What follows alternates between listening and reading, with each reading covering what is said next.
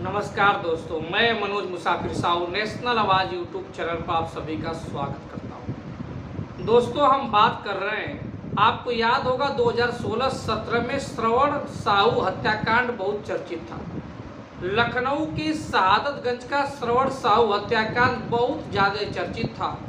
कारण ये था कि इस परिवार में 2 लोगों की हत्या हुई थी और सबसे बड़ा आज थोड़ा सा मेरे लिए संतोषजनक बात यह है कि सन 2017 में मैं खुद और लोगों के साथ लखनऊ के जीपीओ स्थित गांधी प्रतिमा पर धरना दिया था और जिस कार्य के लिए मैंने धरना दिया था वो कार्य सफल हुआ था और उसी सफल के परिणाम स्वरूप आज मैं आपको जो बताने जा रहा हूँ उसके निर्णय में, उसके डिसीजन में हम सभी लोगों का थोड़ा थोड़ा योगदान है और मेरा भी योगदान है कि मैं भी उस धरने में शामिल हुआ था। दरअसल बात ये कह रहा हूँ दोस्तों कि अखिलेश की गवर्नमेंट थी 2012 से 2017 के बीच में और अखिलेश यादव की सरकार में लखनऊ के शहादतगंज के निवासी आयुष साहू की हत्या कर दी जाती है। आयुष साहू की हत्या अकील नामक गुंडे ने किया था और उसके लोगों ने किया था। जब वकील के लोगों ने किया था तो उसके बाद फिर थोड़ा सा मटियामेट किया गया, थोड़ा सा उस पर पट्टापेच किया गया, सही से उसकी पैरवी नहीं हो रही थी।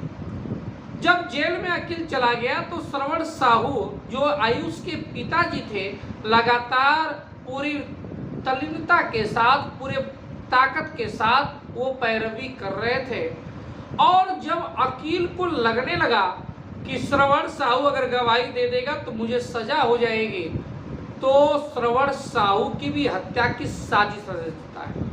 हालांकि श्रवण साहू को ये अंदेशा हो गया था कि वकील हमारी हत्या करा सकता है, सपा की सरकार है, अखिलेश यादव की सरकार है। वो बार बार बड़े बड़े प्रशासनिक अधिकारियों से अपनी सुरक्षा की मांग करते थे लेकिन उनको सुरक्षा नहीं दी जाती थी।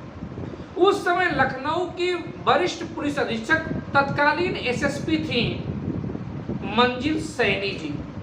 मंजिल सैनी जी उस समय तत्कालीन एसएसपी थी लखनऊ की और आपको मालूम होगा कि मंजिल सैनी जी लखनऊ में 18 मई 2016 से लेकर 27 अप्रैल 2017 तक एसएसपी रही। तो लखनऊ में अखिलेश जी की सरकार में 18 मई 2016 से लेकर 27 अप्रैल 2017 तक मंजिल सैनी लखनऊ के एसएसपी वरिष्ठ पुलिस अधीक्षक थी और उनसे श्रवण साहू लगातार ये अंदेशा जता रहे थे कि वकील मेरी भी हत्या करा सकता है, जैसे मेरे बेटे की हत्या कर दिया, मुझे सुरक्षा दी जाए। लेकिन मंजिल सैनी जी ने इस पर ध्यान ही नहीं दिया और साथ में उनके अधीन थानाध्यक्षों ने भी बिल्कुल ध्यान नहीं दिया और जिसके परिणाम स्वरूप 1 फरवरी 2017 को श्रवण साहू की भी हत्या हो जाती है। अब वकील के गुंडों ने श्रवण साहू की भी हत्या कर दी। जब श्रवण साहू की हत्या कर दी तो बड़ा उबाल आया लोगों के बीच में और लोगों के बीच में जो उबाल आया तो ये हुआ कि अब इसकी सीबीआई जांच की जाए। सीबीआई जांच उस समय अखिलेश की सरकार जाने वाले थी क्योंकि 1 फरवरी 2017 को हत्या हुई थी और मार्च में चुनाव था। अखिलेश की सरकार जाने वाले थी, 1 महीना 1.5 महीना लिपापोती के बाद जब कुछ नहीं हुआ तो हम लोग स्वयं चुनाव के बाद जब नई सरकार बनी योगी जी की 2017 में आई तो योगी जी की सरकार में हम लोग हजरतगंज जीपीओ के स्थित गांधी प्रतिमा पे धरना दे रहे थे कि सीबीआई की जांच की जाए, तभी दूध का दूध पानी का पानी होगा और हत्यारोपियों को सजा भी होगी। खैर सरकार ने बात मान ली, सीबीआई की जांच शुरू कर दी।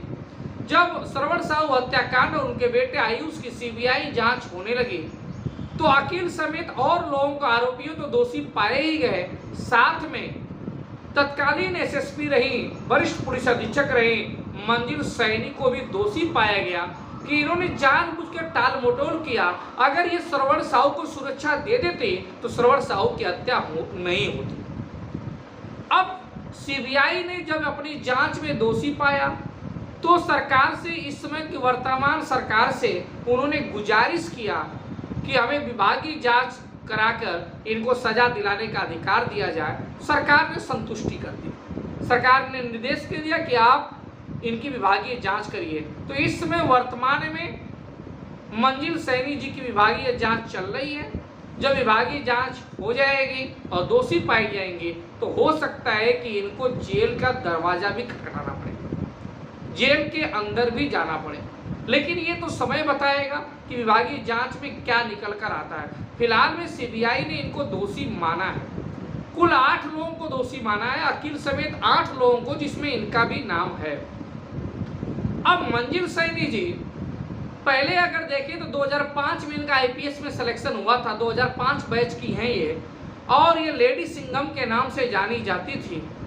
लेकिन श्रवण साहू हत्याकांड में इन्होंने खूब लिपापोती की थी। मंजिल सैनी वर्तमान में अगर देखें तो केंद्रीय प्रतिनियुक्ति पर राष्ट्रीय मानवाधिकार आयोग एनएसजी में डीआईजी के पद पर सुशोभित हैं। मतलब राष्ट्रीय मानवाधिकार आयोग में ये डीआईजी के पद पर इस समय वर्तमान में है मंजिल सैनी जी। लेकिन अगर विभागीय जांच हुई और इनको दोषी पाया गया तो हो सकता है कुछ सजा भी इनको हो जाए।